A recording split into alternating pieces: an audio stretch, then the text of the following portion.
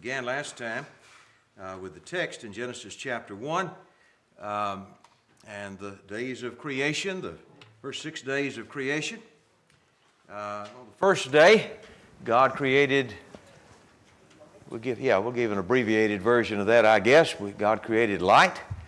The second day, God created the firmament. And the third day, God created dry land, and the first life came from plant life. On the fourth day, God created the heavenly bodies, that a natural way of continuing the day-night cycle that was begun on the first day. And we're ready to start in verse 20, I believe, with the creation of the fifth day. God said, "Let the waters bring forth abundantly moving creatures that hath life, and fowl that may fly above the earth in the open firmament of heaven. And God created great whales, and every living creature that moveth, which the waters brought forth abundantly after their kind, and every winged fowl after his kind. And God saw that it was good. And God blessed them, saying, Be fruitful and multiply, and fill the waters and the seas, and let the fowl multiply in the earth. And the evening and the morning were the fifth day." Let me say a word about verse 26. I had a question last class about evening and morning, and why evening and morning was the way in which it was expressed over and again. And I said something about how that the Jewish keeping of time was consistent with that, which may be true, but I don't really think that answers the question. That's maybe the effect of what we read here. Although I think we also could see that in the Bible there were different ways of keeping time. Roman time was also legitimized and sometimes used by even the gospel writers. But anyway, I got thinking about that, and it occurs to me that it would be logical when you think about it, that evening and morning would be the way it would be expressed, because on the first day, it was darkness that was, in which the world was created, wasn't it? And then God said, "Let there be light." I think Purvey after class was talking to me about how that, if we say these days are 24-hour days, and I believe that they were, there's no reason to think that they would be that God somehow slipped in a day that was 1,000,000 years long or 1,000 years long. In fact, I think there's good evidence against that. But having said that, Purvey was asking the question, you suppose that God got all that fixed by 10 in the morning, or did he take all day with it? And of course some of those things we don't know. But perhaps this is a hint, that God talks about evening and morning. And how did God create the world?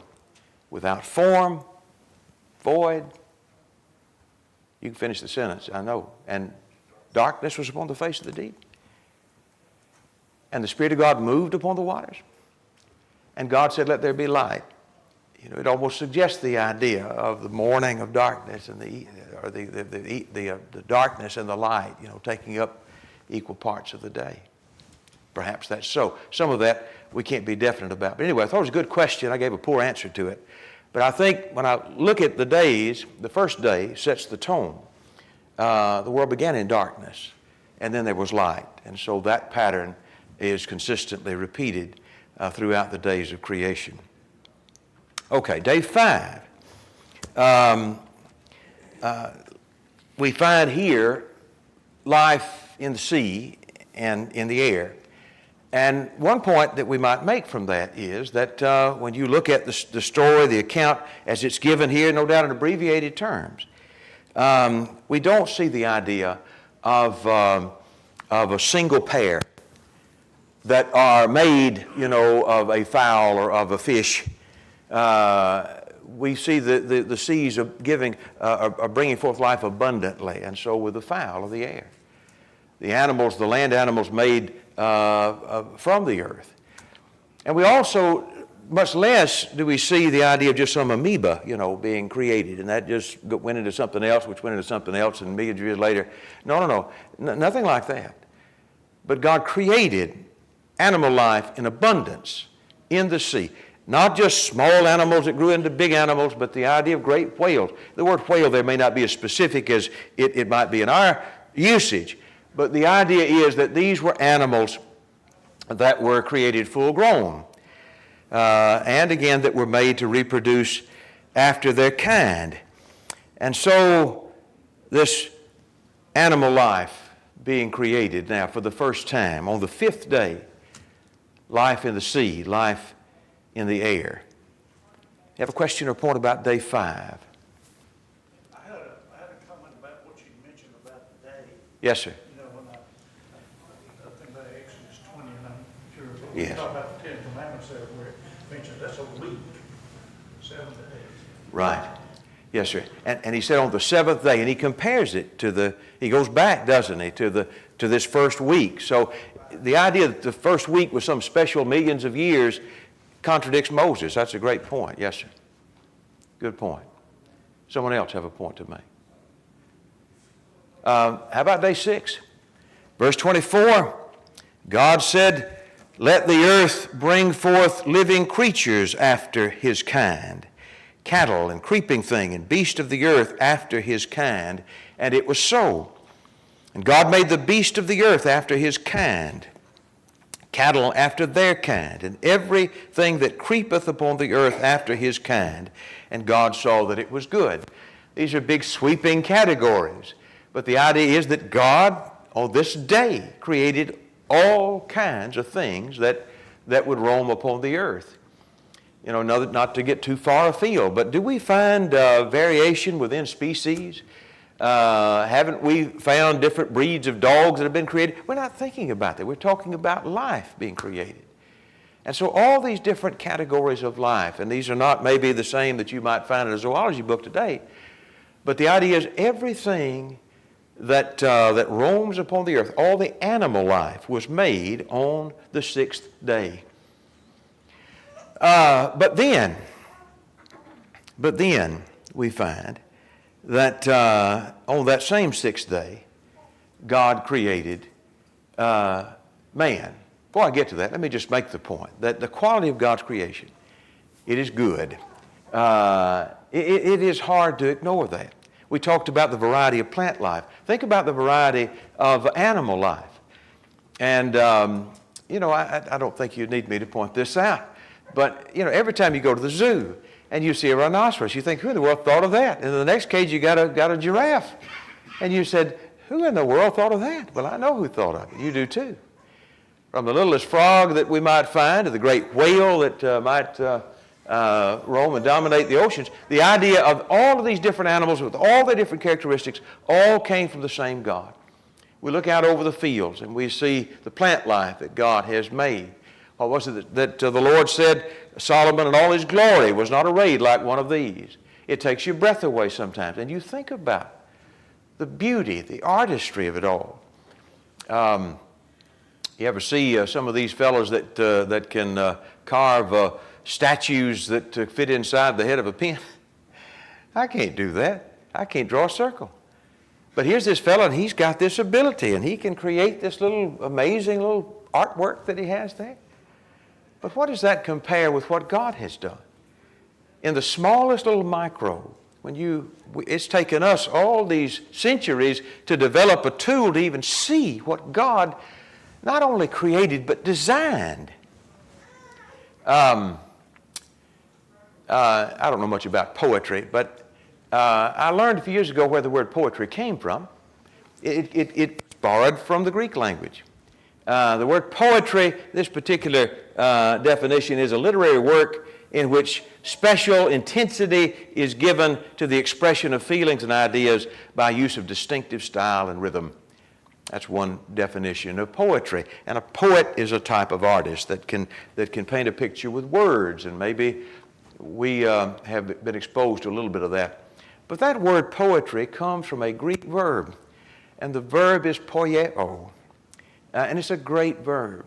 Now the reason I bring that up is, if you take the Greek version of the Old Testament, in the beginning God created. In the Greek version, that's the verb poieo. And I think how perfect that is. I think about an artist. I think about someone who is a poet, someone who is skilled at creating and expressing. And I think about creation being God's expression of His greatness, of His wisdom, of His power. of His foresight. It's remarkable to think about what God has done, and we ought not to let it slip our mind. God created life. He created animal life. He created animal life on the land. And He will, on that sixth day, likewise create man. Does somebody have another point before we get into the next? Yes, sir. When you look at this creation, and you see the symmetry and the harmony, you think about plants putting out oxygen, the animals, it would be man as well, putting out the carbon dioxide.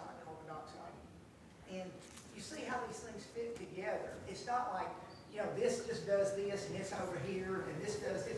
It has a harmony, a purpose, and it fits together. And when you look at it, you see it in nature. Hopefully, as Christians, we see that same symmetry, that harmony in the spiritual aspects that God, it's like things have a place and a purpose, and they're not just, He just did this and it doesn't really connect to anything. It all connects. Yeah. And it's interwoven. And the beauty of it, like poetry, it's a beautiful thing that He did. And so hopefully that can give us confidence when we think on a spiritual level, everything He's taking care of. I mean, that He's let, in fact, letting us know this. He didn't give us all the nuts and bolts of how He did all this stuff. We don't need to know that. Yeah. And by faith, so it's just, when you think, it just kind of, as I say, blows your mind if you think on that and just see how all this stuff is just so interwoven. It's only God. Yeah. Yeah. If He could explain it, we wouldn't be able to understand it. That's what He said to Job. Psalm 19, the heavens declare the glory of God. Romans chapter 1, Paul said that the God of the universe is declared by the things that He made. Yeah. That's where it starts, isn't it? Yeah, good point. So, the greatness of God.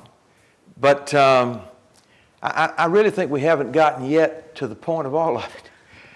I don't think God, created the world to be uninhabited. He said that. And He didn't make the world just for giraffes. In verse 26, leading to this purpose, and God said, "Let us make man in our image, after our likeness, and let them have dominion over the fish of the sea, and over the fowl of the air, and over the cattle, and over all the earth, and over every creeping thing that creeps upon the earth." And so God created man in His own image. In the image of God created He him. Male and female created He them. And God blessed them. And God said to them, "Be fruitful and multiply, and replenish the earth, and subdue it, and have dominion over the fish of the sea, and over the fowl of the air, and over every living thing that moves upon the earth." And God said, "Behold, I have given you every herb bearing seed, which is upon the face of all the earth, and every tree in which is the fruit of a tree yielding seed. To you it shall be given for meat. And to every beast of the earth, and to every fowl of the air, and to every thing that creepeth upon the earth, wherein there is life, I have given every green herb for meat." And it was so. And God saw everything that He made, and behold, it was very good. And the evening and the morning were the sixth day. God said, "Let us make," again, that language, of the Father, Son, and Spirit. It seems to me that fits well the picture here. "Let us make man in our image, after our likeness." To say man is made in the image of God, I don't think is to say that God literally has, 2 ears and 2 eyes and a nose. It is to say there's something special about man. The beast of the field and man were made from the dust of the earth. But there's something else about man. That's rather humbling to think about. But there's something else about man, and that is that he was made in the image of God. God is not made out of dirt. Jesus once described the Father this way in John 4. He said, God is spirit.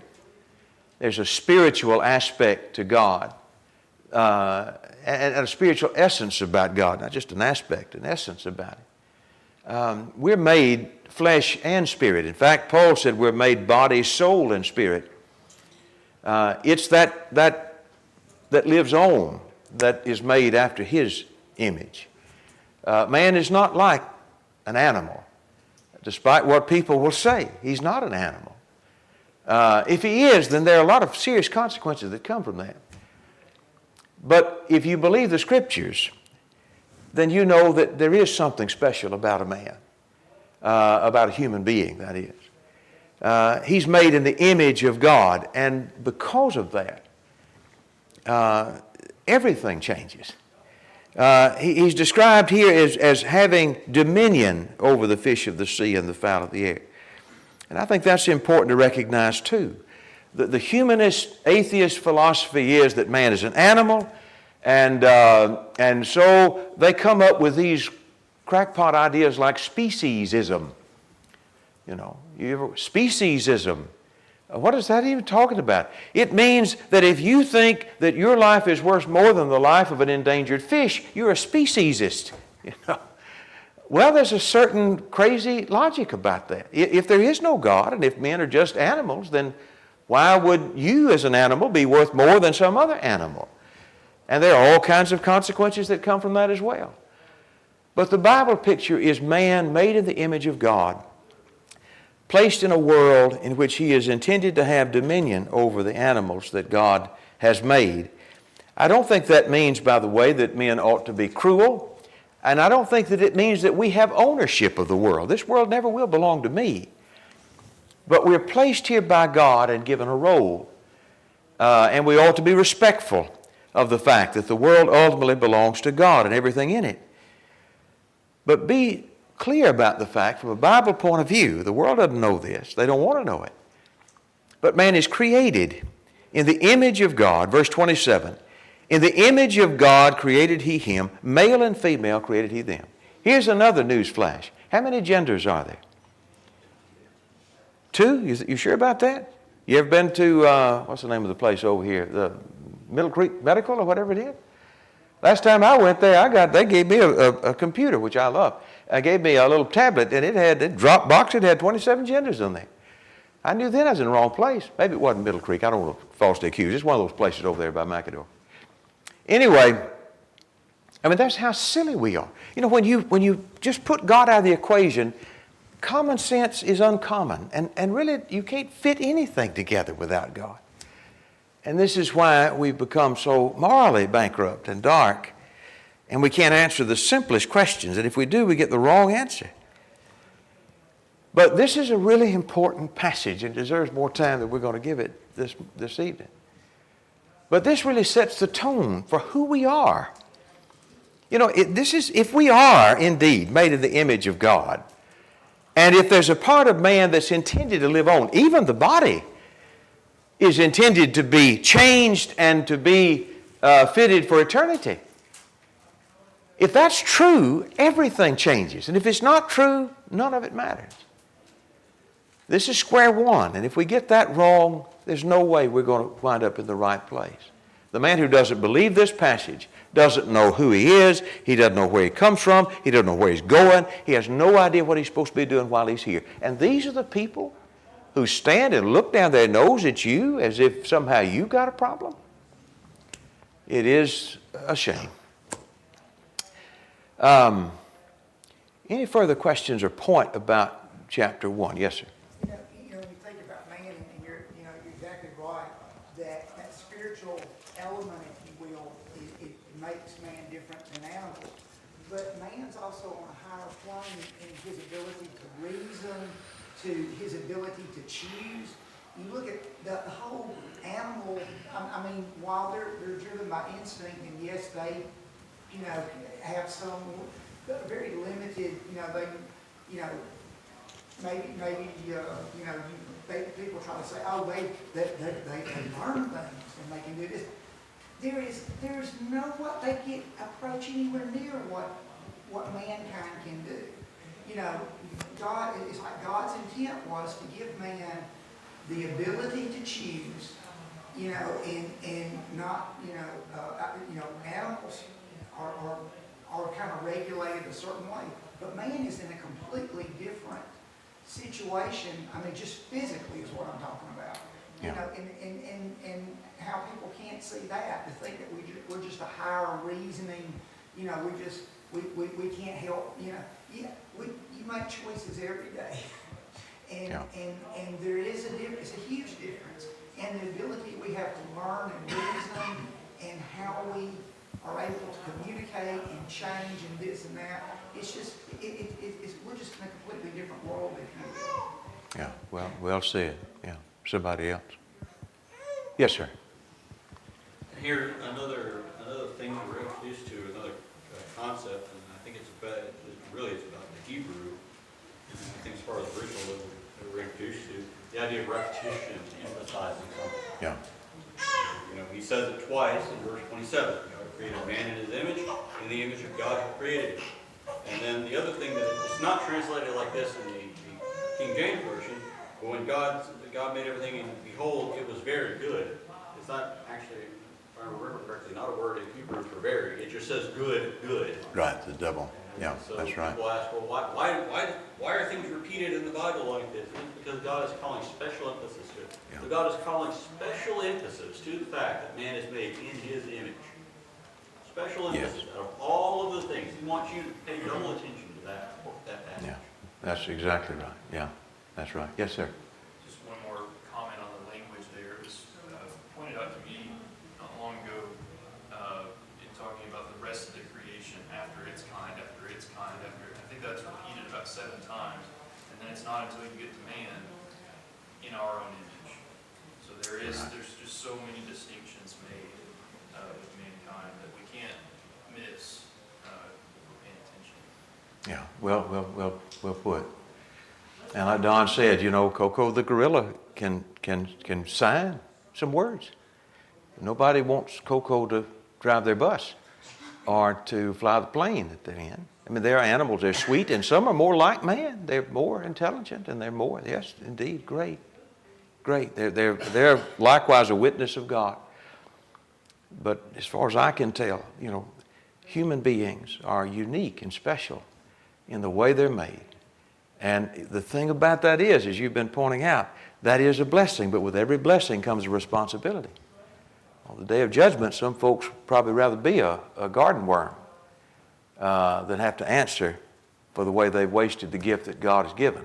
That's a sobering thought. Somebody else have a point. So, you know, it's interesting how they divide the chapter here. Maybe you would have divided it somewhere around verse 3 of the next chapter. That would seem to fit better. But because we're not quite through with the days, are we? That first week, we still have the 7th day. Chapter 2 begins, thus the heavens and the earth were finished and all the host of them. And on the 7th day, God ended his work which he had made. And he rested on the 7th day from all his work which he had made. And God blessed the 7th day and sanctified it, because that in it he had rested from all his work which God created and made. Maybe you've had this experience through the years. I've talked to some Sabbatarians, you know, people who believe that we're still keeping the Sabbath, and they will often make the argument, well, you know, you guys talk about the Sabbath being a precept of the law of Moses, and the law's been done away, but the Sabbath goes all the way back to the start. And so, you know, from the very beginning, they were keeping the Sabbath day. No, that's not what the text says, is it? The text doesn't talk about people from the beginning keeping the Sabbath. I think what you find here is Moses, writing many years later, writing history, writes about the fact that the reason why, when God authorized and commanded the Sabbath, he chose the 7th day, that went back to the beginning. You know, in Matthew chapter 10, just as a quick aside, this idea of maybe a writer writing history after the fact, injecting something in the history that would happen later. This is a list of the apostles. And, we have Peter and Andrew and James and John. This is in Matthew 10 and verse 3. Philip, Bartholomew, Thomas, Matthew, James, the son of Alphaeus, and Lebbaeus, Thaddeus. And then verse 4, Simon the Canaanian, and then Judas Iscariot, who also betrayed him. Well, he hadn't betrayed him yet, has he? Well, not in the narrative. But when Matthew's writing this, that was already something that had happened. And so Matthew, writing back this history, might include a note like that about something that would happen later. If you go back over to Genesis, I think maybe an example even from Genesis is over in chapter 10. We'll get to the generations of the sons of Noah. And in this list here in Genesis chapter 10, I think it's verse 5, when he's talking about the sons of Noah, he mentions this. He says, by these were the isles of the Gentiles divided in their lands, every one after his tongue, and their families and their nations. Well, actually, we don't read about that particular part until chapter 11. We're just about to get to that in the narrative, in the story. But Moses, as someone who lived many years after these events, might include that. And I think that's exactly what we find here. What he's doing is he's explaining why it was that when you go to Exodus chapter 20, actually in Exodus, isn't it 16, the first time we read about anyone ever being commanded to keep the Sabbath day was on that journey down to Mount Sinai. They were told this. This was news to them. This isn't something human beings have been keeping since the beginning. And then, of course, in the Ten Commandments, remember the Sabbath day to keep it holy. This is something, as Moses emphasized, God is giving to you. You get a day off because you've been slaves all this time. And now, it is to Israel that this privilege and this responsibility is given. But the reason why God chose the seventh day does go back to the fact that God rested on that day. God never did, as far as I know, anywhere command anybody to keep the Sabbath until God called Israel and gave them that route. Anyway, just mention that in passing. What else do we learn from these first couple of 3 verses of chapter 2? Yes, sir. The idea of rest is a little bit different than the idea of rest that we have. Rest my eyes, means when I go to sleep, close to go to sleep. Really, it's more akin to like going into physics. The definition of rest there is something that's not currently moving. If you take a ball on a swing and you swing it, there's a point in time it gets to its highest point and it stops. Technically, for however long, it is paused right there. It is at rest. That doesn't mean it's not tired, is it? It's just not doing what it was previously doing. Yeah. And that's the idea here, I think, of what God was doing. He was done with that, with those things that he had done. Yeah. Not that he needed the rest, not that he was tired, but that he saw that everything was complete the way he wanted it and stopped. Yeah, good point. Thank you. Somebody else have a point along that line. I don't think I mentioned this, but back in the old translation, in verse 28, there's a word that's used here, be fruitful, multiply, and replenish the earth. Maybe I ought to say something about that, because the word replenish almost sounds like it was filled before, and then it got empty, and there are those who have some really strange views about creation, that there was a pre-Adamic race, that was destroyed that's where the devil came from all of that. And then Adam and Eve were brought in to the story, and we're going to start over again. And he's saying replenish. But that's not what that word means, is it here? You have another translation of the word? Fill. I think it's simply the idea. Fill the earth, and that's right. And God's going to fill the earth from one family. From one family. That's a special circumstance, isn't it? Not kin to something that we would see today by any means. All right, anything else from the first 3 verses of chapter 2? How about then we look at verse, did we say something? I meant to say something else about the latter part of chapter 1. What about the food? What was the original food given to man and animals? Plants. Now, meat will be authorized. Get to chapter 9, we'll see that. But originally, it looked a bit different. And God had a plan. But sin changed a lot of things, and we'll see that as we go. Anything else about the first 3 verses? Yes, sir. Then. I guess there was raptors and stuff in creation. Did they eat plant then, or did they eat meat later on? I just wondered about that. Yeah. You know, we don't have a lot of detail about that, but it seems evident everything ate plants at the beginning. But there were changes, I'm sure, that came, after some of the events that took place. But yes, sir, it seems at the beginning that it was plant life that was the diet for men and animals. Yes, sir. Brother Barry. Just he spoke his word, power of his word. He didn't sit there and just have to form things, use his hands or whatever. He doesn't have hands anyway, I guess, in the sense that we do. But he spoke the power of his word. All these things came about. Yes, and let there be light. Gabriel and I were talking the other day, and Gabriel made a good point that I should have made, that the word let sometimes in the old translation might seem like an allowance. It's really a command, isn't it? The force of the expression is light be, and light was. He commanded, the psalmist said, and they were created. That's a good point. Yes, sir.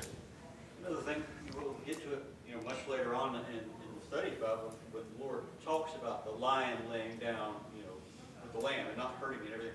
It's really to hearken back to the original way creation was to be. It was supposed to be a paradise where, no animal need fear another, because it was not in their nature to do each other harm first.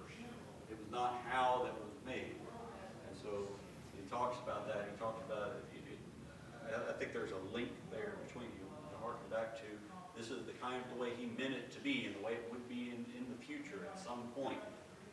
Yeah. Like that. Of course, I think we would say Isaiah is clearly talking figuratively here. He's talking about men, I think, different types of men, but that's an interesting connection there, that originally even the animal life was of a different nature. Yeah, I think that's fair.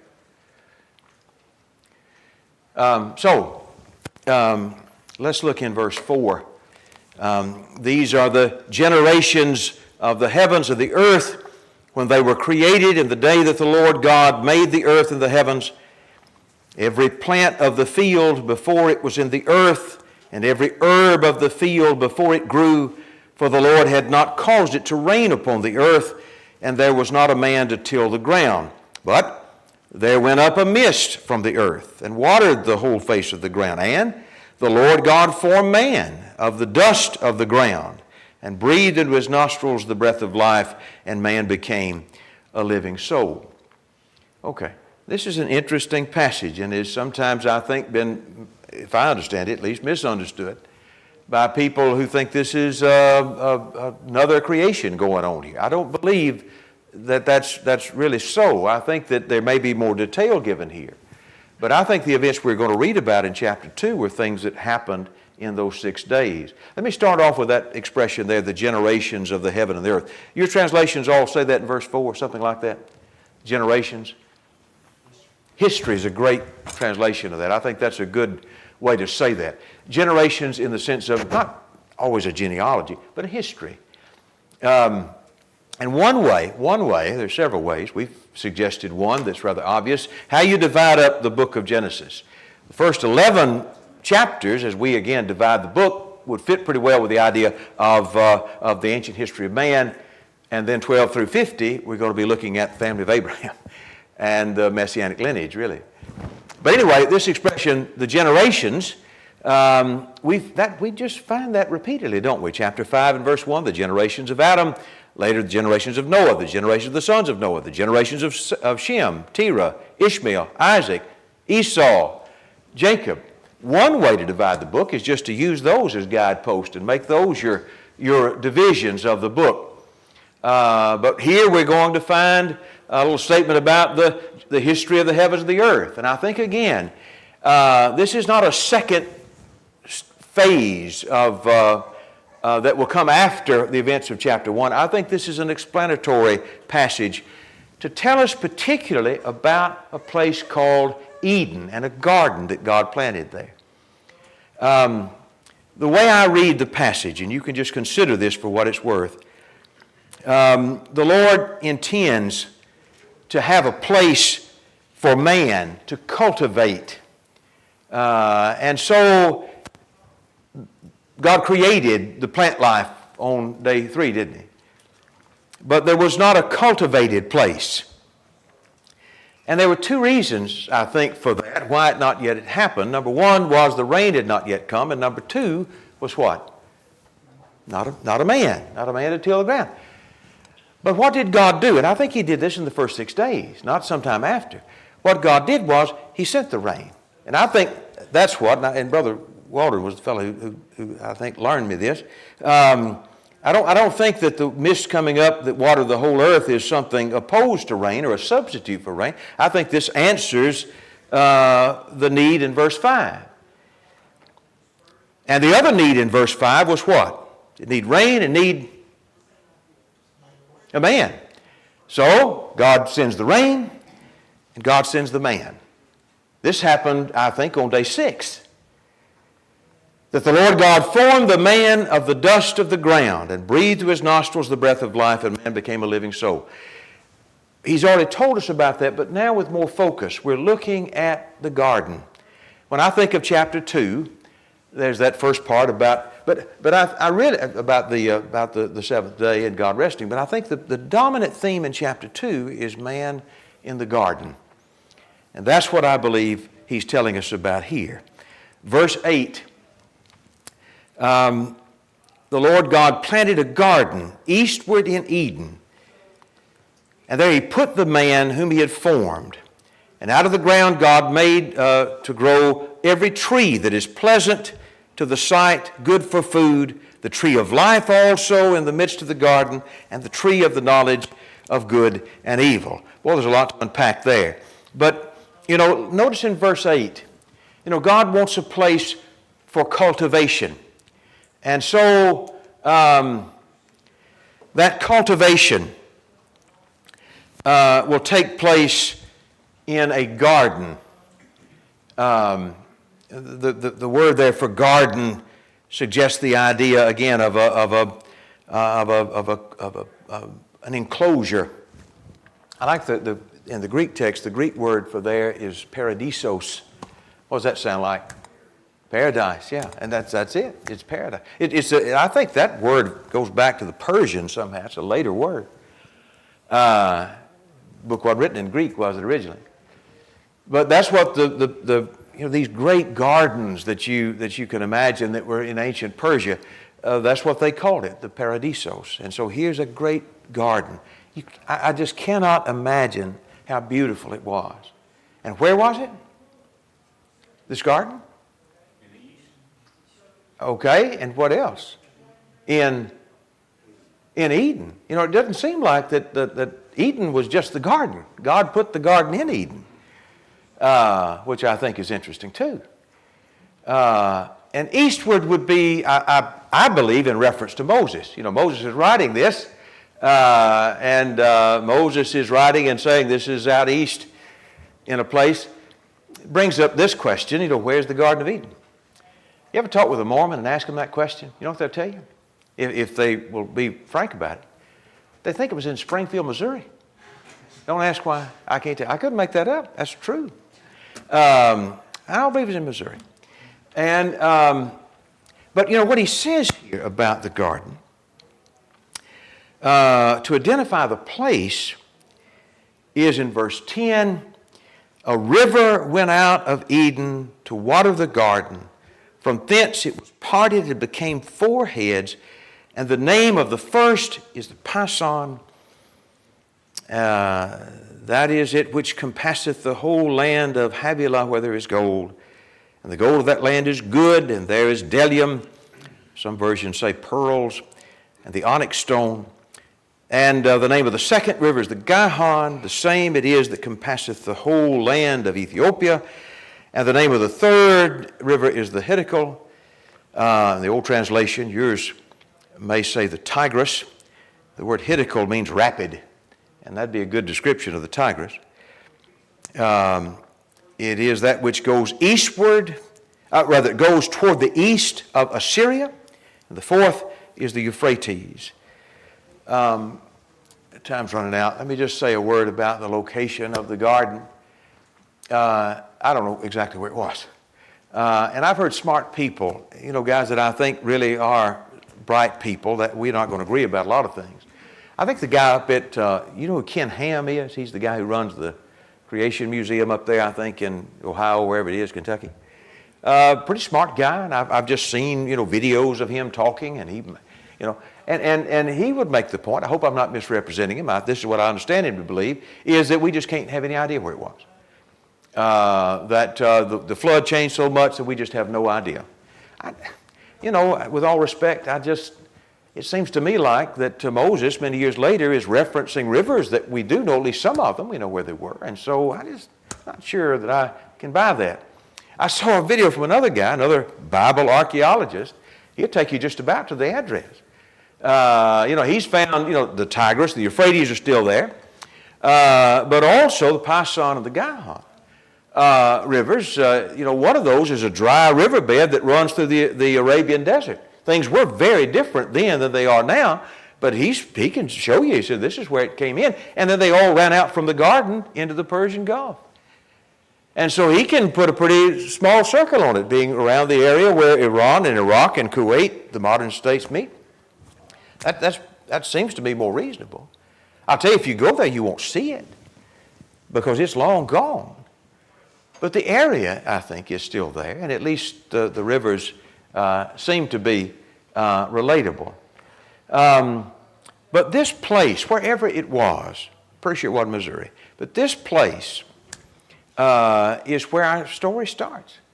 And so we want to pick up there and talk about that next time, about the trees of the garden, and these two trees in particular, and about where the story goes. All right. Thank you so much for your kind attention and your help today. We'll pick up there next time.